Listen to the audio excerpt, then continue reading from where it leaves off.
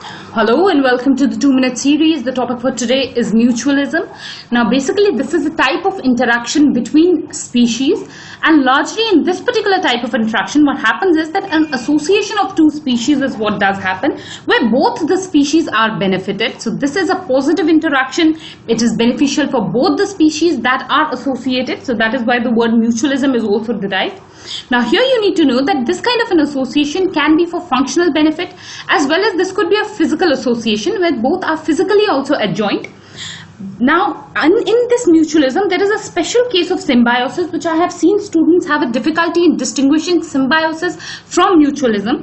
Now mutualism can be both functional as well as physical. It might be that two organisms are associated only for functional reasons and not physically associated with each other. But symbiosis is one where the association is mandatorily physical as well in nature. So this is the difference between mutualism and symbiosis. Next you need to know about two other words, which are obligate and facultative. Now the obligate mutualism is the type of mutualism where the two organisms or the two species that are interacting with each other cannot live without each other. If one of the species goes, then the other will automatically die. Whereas the facultative mutualism, the word facultative itself also means loosely. This facultative mutualism is a type of mutualism where the two species can survive without each other also, but definitely when they are with each other it is a beneficial relationship for both. Next is an example, lichen. Lichen is known for mutualism. Now lichen is basically some people also call it lichen, but it's lichen, that's how I pronounce it.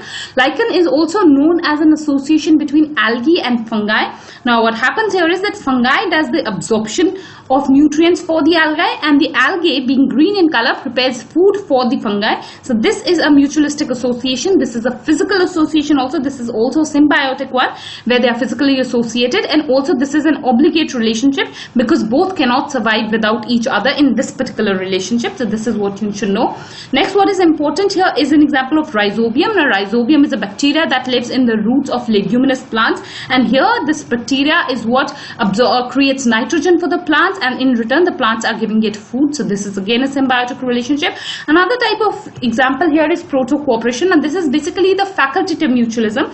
This is what is seen between a crab and sea anemone. What happens here is that the organisms can survive without each other also, but they can associate for the mutual benefit of each other. So this is what is the name proto-cooperation. So largely you should remember that proto-cooperation is facultative mutualism.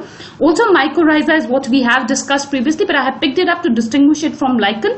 You should know that in lichen it is algae and fungi, but in mycorrhiza it was the plant roots plus the fungi that was in a symbiotic relation. This was further of ecto and endotype as we had discussed. So that's about mutualism, and that's about our discussion today. I thank you all for watching the video.